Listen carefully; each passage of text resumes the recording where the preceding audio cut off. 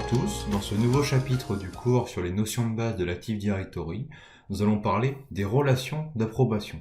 Alors tout d'abord, nous allons voir ce qu'est une relation d'approbation et dans quel cas c'est utilisé. Nous aborderons ensuite les notions de direction et de transitivité pour finir sur les approbations prédéfinies et les approbations externes. Alors concernant la définition et les cas d'usage, il faut savoir qu'une relation d'approbation est un lien de confiance établi entre deux domaines Active Directory, voire même entre deux forêts Active Directory. Alors, il y a des relations d'approbation que l'on va créer manuellement et des relations d'approbation qui sont créées automatiquement, notamment entre deux domaines d'une même forêt. Alors, quelques exemples qui nous amènent à créer des relations d'approbation. D'ailleurs, ces relations d'approbation se créent par l'intermédiaire de la console domaine et approbation intégrée aux outils d'administration de Windows Server. Donc, pour revenir aux quelques exemples, aux quelques cas d'usage pour lesquels on peut avoir besoin de créer une relation d'approbation. Par exemple, votre entreprise dispose de plusieurs filiales avec des noms différents. Donc, vous allez avoir potentiellement une seule forêt avec plusieurs domaines dans cette forêt, et donc vous allez avoir des relations d'approbation entre les différents domaines afin de permettre l'utilisation d'un utilisateur d'un domaine dans l'autre domaine. C'est bien ça l'intérêt des relations d'approbation. C'est de permettre l'accès aux ressources d'un domaine vers un autre, voire même entre deux forêts, c'est-à-dire qu'un utilisateur d'une forêt peut accéder à des ressources situées sur un serveur dans une autre forêt grâce à une relation d'approbation qui aura été mise en place entre les deux forêts ou entre les deux domaines. Donc, une multinationale qui scinderait son infrastructure en plusieurs domaines, par exemple un domaine par zone géographique, par pays ou même par ville, on peut imaginer. Donc là, on aura des relations d'approbation entre les différents domaines. Et ensuite, donc la fusion de deux entreprises existantes. Donc on peut imaginer une entreprise qui en rachète une autre. Donc on va créer une relation d'approbation entre les deux forêts, puisque les deux infrastructures étaient auparavant totalement indépendantes. Il y a de très fortes chances pour que chaque entreprise ait déjà sa propre forêt, et donc on va faire un lien, on va faire une relation de confiance par l'intermédiaire d'une relation d'approbation entre les deux forêts. Donc maintenant, nous allons parler de la notion de direction et de transitivité. Alors, lorsque l'on parle de relation d'approbation, il va forcément se poser la question de la notion de direction et de la notion de transitivité. D'ailleurs, quand vous allez créer votre relation d'approbation, ça sera dans les étapes de l'assistant de choisir la direction et d'activer ou non la transitivité. Parce que oui, la transitivité peut être activée ou non. Tout d'abord, concernant la notion de direction. Donc, dans le cadre d'une relation d'approbation, la direction peut être unidirectionnelle, c'est-à-dire uniquement dans un sens, du domaine A vers le domaine B, ou bidirectionnelle, c'est-à-dire dans les deux sens. Alors, une relation d'approbation unidirectionnelle signifie qu'un domaine A approuve un domaine B sans que l'inverse soit appliqué. Alors, qu'est-ce que ça veut dire?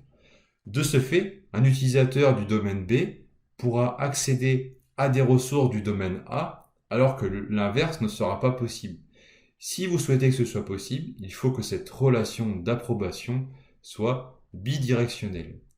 Et ensuite, nous avons la notion de transitivité qui entre en jeu, ce qui veut dire que si un domaine A approuve un domaine B et que ce domaine B approuve un domaine C, si la transitivité est activée, cela signifie que le domaine A va approuver implicitement le domaine C, puisqu'il est approuvé par le domaine B, et ce domaine B est lui-même approuvé par le domaine A.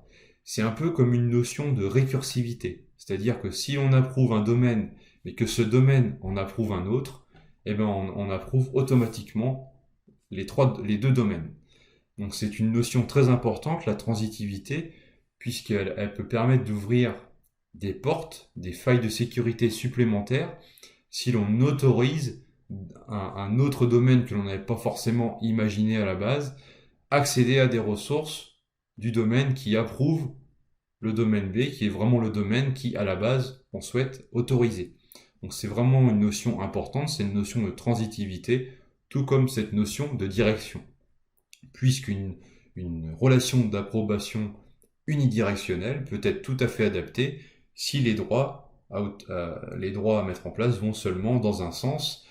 Il n'y a pas d'intérêt, et ce serait une erreur en matière de sécurité, de mettre en place une relation d'approbation bidirectionnelle si cela n'est pas nécessaire. Alors concernant les relations d'approbation prédéfinies et les relations d'approbation externes. Alors, les relations d'approbation prédéfinies, en fait, ce sont des relations d'approbation qui sont créées automatiquement. Par exemple, si vous avez un domaine et que vous créez un sous-domaine, il y a automatiquement une relation d'approbation qui va se mettre en place entre les deux domaines. Ce qui va permettre à un utilisateur du domaine de s'authentifier dans l'autre domaine et inversement. Et ensuite, nous avons les relations d'approbation externes, c'est-à-dire entre deux forêts ou entre deux domaines qui ne sont pas dans la même forêt. Donc, ce sont deux cas qui existent. Et dans ce cas-là, c'est à nous, administrateurs, de créer manuellement cette relation d'approbation. Donc, en fait, ce qu'il faut voir, c'est que ces relations d'approbation externes sont unidirectionnelles et non transitives, ce qui est une bonne nouvelle finalement. Et pour que l'approbation soit réciproque, c'est-à-dire bidirectionnelle, il faut que chaque domaine effectue une relation d'approbation vers l'autre.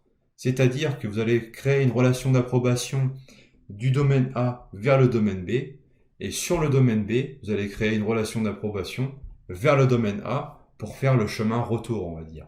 L'avantage, c'est que l'assistant de Windows Server qui permet de créer des relations d'approbation vous facilite cette tâche en vous permettant directement de créer cette relation d'approbation retour, on va dire, pour faire une relation d'approbation externe, mais bidirectionnelle, via deux relations d'approbation différentes. Finalement, c'est le cumul de deux relations d'approbation unidirectionnelles qui va permettre de créer une sorte de relation d'approbation bidirectionnelle dans le cas où il s'agit d'une relation d'approbation externe.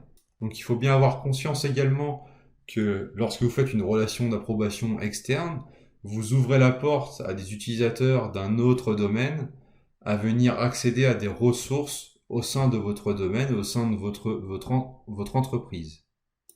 Avant de passer à la conclusion, je voudrais attirer votre attention sur ce schéma, puisqu'on voit bien ici que pour que le domaine learnonline.local accède à des ressources de itconnect.local, il faut bien que ce soit l'approbation qui soit dans le sens inverse, c'est-à-dire itconnect.local qui approuve learnonline.local pour permettre l'accès et non l'inverse. Donc il y a vraiment une inversion en termes de logique à ce niveau-là. Donc voilà, c'était pour attirer votre attention là-dessus. Pour ma part, j'en ai terminé avec les explications au sujet des relations d'approbation. Donc les relations d'approbation sont très intéressantes et on a besoin de les créer manuellement, notamment pour faire le lien entre deux domaines ou deux forêts distinctes. Donc je vous invite dès maintenant à passer au dernier chapitre de ce cours, au sujet du répertoire 6 vols et de la réplication.